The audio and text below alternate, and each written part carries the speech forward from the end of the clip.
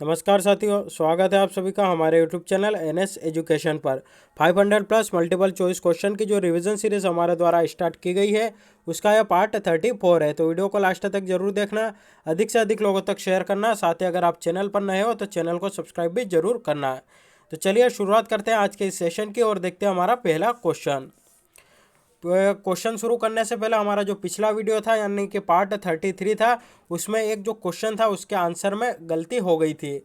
वह पूछा गया था कि जो केंद्रीय अभियांत्रिकी संस्थान है वह कहाँ पर स्थित है। तो उसमें जो आंसर है उसमें आपको जबलपुर बता दिया गया था और जो उसकी डिटेल थी उसमें आपको भोपाल बताया गया था। तो उसका जो सही जवाब आता वह भोपाल आता, जबलपुर नहीं आता, यानी कि जो केंद्रीय कृषि अभियांत्रिकी संस्थान है वह भोपाल में स्थित है। तो यह जो गलती हुई थी इसके लिए हम आपसे माफ़ी चाहते हैं। और चलिए शुरुआत करते हैं आज के इस वीडियो की। पहला क्वेश्चन है हमारा, नवंबर 1913 में इन्होंने गदर नामक साप्ताहिक समाचार पत्र निकाला था। तो चार ऑप्शन जो है आपको दिए हुए हैं कि निम्नलिखित में से किनके द्वारा नवंबर 1913 में गदर नामक जो साप्ताहिक समाचार पत्र था वह निकाला गया था। तो इसका जो सही जवाब बनता है वह बनता है अबुल कलाम अब मौलाना बरकतुल्ला इनके द्वारा जो है नवंबर 1913 में गदर नामक जो साप्ताहिक समाचार पत्र था वह निकाला गया था। देख लेते हैं इनसे जुड़ी कुछ और जानकारी।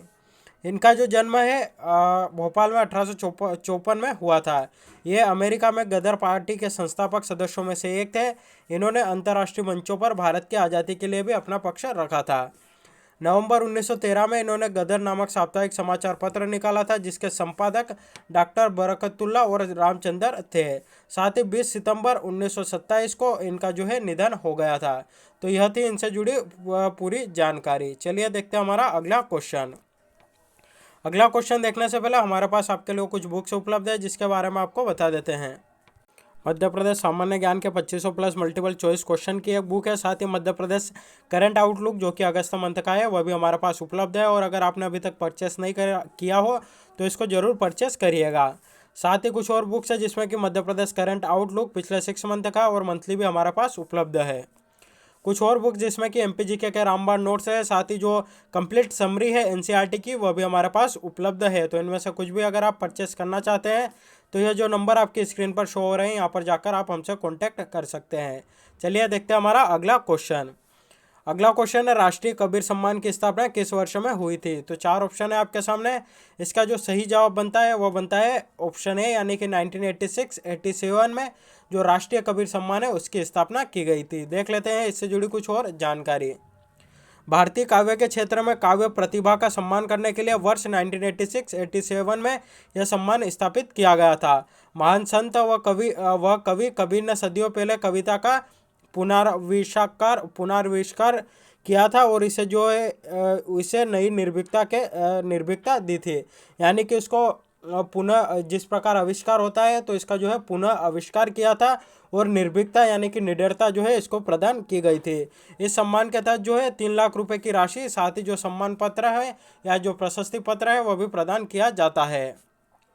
अब तक कन्नड़, बांग्ला, पंजाबी, हिंदी, मराठी, गुजराती भाषा के कवियों को यह सम्मान प्रदान किया जा चुका है। प्रथम सम्मान जो है कवि गोपाल कृष्ण अडिंग को 1986-87 में प्रदान किया गया था। वहीं वर्ष 2016-17 का जो राष्ट्रीय कबीर सम्मान है वह श्री के शिवा रेड्डी जिनका संबंध हैदराबाद से है उनको प्रदान किया गया है। तो यह थी राष्ट्रीय कबीर सम्मान से जुड़ी पूरी जानकारी। देखते हैं हमारा अगला क्वेश्चन। अगला क्वेश्चन है, संत रविदास स्मृति पुरस्कार की स्थापना किस वर्ष में की गई थी।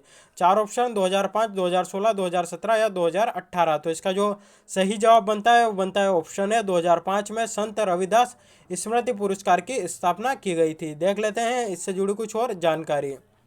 मध्य प्रदेश में सामाजिक चेतना जागृत करने तथा दलित वर्गों के उत्थान हेतु उत्कृष्ट कार्य करने वाले व्यक्तियों एवं शैक्षिक संस्थाओं को प्रोत्साहित करने के उद्देश्य से वर्ष 2005 में इस प्रादेशिक पुरस्कार की स्थापना की गई थी। इस पुरस्कार के अंतर्गत नगद धनराशि, प्रशस्ति पत्र, शाल तथा श्रीफल देकर सम्मानित किया जाता है। तो यह जो इसको किस वर्ष स्थापित किया गया था, इसका जो स्थापना वर्ष है वह हमारे लिए इम्पोर्टेंट बनता है। देखते हैं हमारा अगला क्वेश्चन। अगला क्वेश्चन है, निमाड़ी साहित्य का इतिहास नामक जो पुस्तक है वह किसने लिखी। तो एक पुस्तक है निमाड़ साहित्य का इतिहास। तो यह जो पुस्तक है यह किसके द्वारा लिखी गई, तो इसका जो सही जवाब बनता है वो बनता है ऑप्शन है डॉक्टर श्रीराम परिहार द्वारा निमाड़ी साहित्य का इतिहास नामक जो पुस्तक है वह लिखी गई है। साथ ही यहाँ पर जो है निमाड़ी भाषा की बात आई है, तो उससे जुड़ी हुई कुछ जानकारी आपको यहाँ पर डिटेल में बता देते हैं। पश्चिमी हिंदी की बोली निमाड़ी का विकास सोरसेनी अपभ्रंश से हुआ है। जॉर्ज गियर्सन ने इसे जो है दक्षिणी हिंदी भी कहा है। निमाड़ी बोली मध्य प्रदेश के निमाड़ क्षेत्र प्रमुखतः खंडवा, खरगोन, बड़वानी और धार में विस्तृत है। इस बोली पर मुख्यतः मालवी, मारवाड़ी, गुजराती एवं मराठी भाषाओं का प्रभाव देखा जाता है। निमाड़ी बोली में साहित्य का जो पर्याप्त सृजन भी हुआ है। साथ ही इस क्षेत्र के जो प्रसिद्ध साहित्यकार हैं उनका नाम है संत सिंगाजी, और संत सिंगाजी का मेला भी जो है निमाड़ क्षेत्र में ही लगता है। तो यह थी इससे जुड़ी पूरी जानकारी। देखते हैं हमारा अगला क्वेश्चन। अगला क्वेश्चन है गुजरी महल कहाँ स्थित है। 4 ऑप्शन है इंदौर, भोपाल, दमोह या ग्वालियर। तो इसका जो सही जवाब बनता है वो बनता है ग्वालियर में जो गुजरी महल है वह स्थित है। साथ ही कुछ और महल जो कि अन्य जगहों पर स्थित है उनसे जुड़ी जानकारी भी यहाँ पर बता देते हैं। जैसा कि गुजरी महल जो है वह ग्वालियर में स्थित है। दाई का महल जो है मांडू जो कि धार के अंतर्गत आता है वहाँ पर स्थित है। मदन महल जबलपुर में स्थित है। रानी रूपमती महल मांडू यह भी धार के अंतर्गत ही स्थित है। साथ ही अशरफी महल यह भी मांडू में ही स्थित है। खरबूजा महल यह भी धार में स्थित है। नौखंडा महल यह चंदेरी जो कि अशोकनगर के अंतर्गत आता है वहाँ पर स्थित है। अटेर का जो किला है यह भिंड में स्थित है। वहीं गोहद का जो किला है यह भी भिंड में स्थित है। और राजा रोहित महल जो है यह रायसेन में स्थित है। कुछ और महल जिनके बारे में आपको जानकारी यहाँ पर बता देते हैं। राजा अमन महल यह जो किला है या जो महल है अजयगढ़ में स्थित है। इत्रधार महल यह रायसेन में स्थित है। जय विलास महल ग्वालियर में स्थित है। बघेलन महल जो है मंडला में स्थित है। वहीं जहांगीर महल की बात करें तो यह ओरछा में है। मोती महल ग्वालियर में, सतखंडा महल दतिया में और राहनी महल जो है यह मंडला में स्थित है। तो यह जो प्रमुख जो महल थे या किले थे उनसे जुड़ी जानकारी आपको बता दी है। एक बार जो है आप इसका पूरा स्क्रीनशॉट लेकर अपने पास रख लीजिए ताकि आपको रिवीजन करने में काम आएगा। चलिए देखते हैं हमारा अगला क्वेश्चन। अगला क्वेश्चन है केवटी जलप्रपात कहाँ स्थित है। तो 4 ऑप्शन है आपके सामने, सतना, सागर, जबलपुर या रीवा। तो इसका जो सही जवाब आता है वह आता है जो केवटी जलप्रपात है। इसका जो सही जवाब बनता है वो बनता है रीवा में। जो केवटी जलप्रपात है वह रीवा में स्थित है। साथ ही कुछ और जलप्रपात के बारे में आपको जानकारी बता देते हैं। धुआंधार जो जलप्रपात है यह जबलपुर में स्थित है। दुग्धधारा जो जलप्रपात है यह अमरकंटक में स्थित है। वहीं सहस्त्रधारा जलप्रपात की बात करें तो यह महेश्वर में स्थित है। वहीं मांधार जो जलप्रपात है यह खंडवा में स्थित है। भालकुंड जो जलप्रपात है यह सागर जिले में स्थित है। कुछ और जलप्रपात जिसमें कि दर्दी जलप्रपात खंडवा में स्थित है। केवटी जलप्रपात जिसके बारे में चर्चा की है यह मध्य प्रदेश के रीवा जिले में स्थित है। वहीं चचाई जलप्रपात की बात करें तो यह जो है यह भी रीवा में स्थित है। पाताल पानी जो जलप्रपात है यह इंदौर में स्थित है। पांडव जलप्रपात पन्ना में स्थित है। अप्सरा जलप्रपात पंचमढ़ी में स्थित है। वहीं रजत जलप्रपात की बात करें तो यह पंचमढ़ी में स्थित है। और जो डचेस फाल है यह भी पंचमढ़ी में स्थित है। तो यह मध्य प्रदेश के कुछ प्रमुख जलप्रपात जिनसे कि क्वेश्चन अक्सर एग्जाम में पूछे जाते हैं वो आपको बता दिए गए हैं। साथ ही इसका भी जो स्क्रीनशॉट है आप अपने पास लेकर रख सकते हैं ताकि भविष्य में जब भी आपको जरूरत पड़े तो आप रिवीजन इसके माध्यम से कर सकते हैं। देखते हैं हमारा अगला क्वेश्चन। अगला क्वेश्चन है महामृत्युंजय का मेला कहाँ लगता है। तो इसका जो सही जवाब बनता है वह भी बनता है ऑप्शन डी यानी कि रीवा। महामृत्युंजय का मेला है वह रीवा में लगता है। देख लेते हैं इससे जुड़ी कुछ और जानकारी। मध्य प्रदेश के कुछ और मेले हैं जिनसे कि क्वेश्चन पूछे जाते हैं वह भी यहाँ पर आपको बता देते हैं। महामृत्युंजय का मेला जैसा कि बता दिया गया है यह रीवा जिले में लगता है। तेजा जी का जो मेला है यह गुना में लगता है। कालू जी महाराज का जो मेला है यह पिपला खुर्द जो कि खरगोन के अंतर्गत आता है वहाँ पर लगता है। सिंगा जी का मेला जो है खरगोन में लगता है। जोगेश्वरी देवी का जो मेला है चंदेरी जो कि अशोकनगर के अंतर्गत आता है वहाँ पर लगता है। कान्हा बाबा का जो मेला है सोडलपुर होशंगाबाद में लगता है। हीरा भूमिया का जो मेला है यह ग्वालियर में लगता है। चंडी देवी के मेले की बात करें तो यह सीधी जिले में लगता है। वहीं रामजी बाबा का जो मेला है यह होशंगाबाद में लगता है। और जो धामोनी उर्स है यह धामोनी सागर में लगता है। वहीं जल बिहारी का जो मेला है छतरपुर में लगता है। और शिवरात्रि का जो मेला है पंचमढ़ी में लगता है। वहीं जो सिंहस्थ का मेला है वह कहाँ पर लगता है तो यह उज्जैन जिले में लगता है। तो यह कुछ प्रमुख मेले जो कि मध्य प्रदेश में लगते हैं उनसे जुड़ी जानकारी भी आपको बता दी गई है। तो यहाँ पर भी इसका भी स्क्रीनशॉट लेकर आप अपने पास रख लीजिए ताकि रिवीजन के तौर पर जब भी आप रिवीजन करें तो आपके बहुत हेल्प हो जाए। देखते हैं हमारा अगला क्वेश्चन। अगला क्वेश्चन, यह जो क्वेश्चन था हमने आपसे कल पूछा था, जिसका जवाब आपको हमें कमेंट करके बताना था।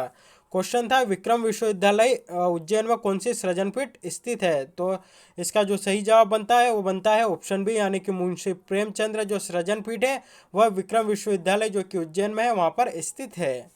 अगला क्वेश्चन था हमारा, जबलपुर स्थित मदन महल का जो किले का निर्माण है वह किस शासक के द्वारा कराया गया था। तो इसका जो सही जवाब बनता है वो बनता है ऑप्शन है, राजा मदन शाह के द्वारा जबलपुर स्थित जो मदन महल का किला है उसका निर्माण कराया गया था। साथ ही जो मदन महल रेलवे स्टेशन जो कि जबलपुर में स्थित है, इसको जो है पिंक स्टेशन भी घोषित किया गया था। तो यह जो है यह भी हमारे लिए इम्पोर्टेंट बनता है। देखते हैं हमारा अगला क्वेश्चन।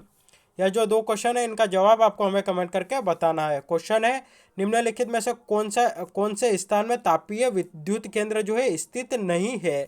तो चार ऑप्शन आपको यहाँ पर बताए गए हैं, जिनमें से तीन ऑप्शन ऐसे हैं जहाँ पर कि जो तापीय विद्युत केंद्र है वह स्थित है, और एक जो ऑप्शन है वह इसमें गलत है, यानी कि वहाँ पर जो है तापीय विद्युत केंद्र स्थित नहीं है। तो चार ऑप्शन है आपके सामने, चांदनी, पेंच, अमरकंटक या सतपुड़ा। तो इसका जो भी सही जवाब है आप हमें कमेंट करके जरूर बताइएगा। अगला क्वेश्चन है, वास्तुकला की प्रमुख पुस्तक सम्रागण सूत्र के लेखक कौन है। तो चार ऑप्शन है आपके सामने, हेमचंद्र, श्रीहर्ष, राजा भोज और क्षेमेंद्र। तो इसका जो भी सही जवाब है वह भी आप हमें कमेंट करके जरूर बताइएगा।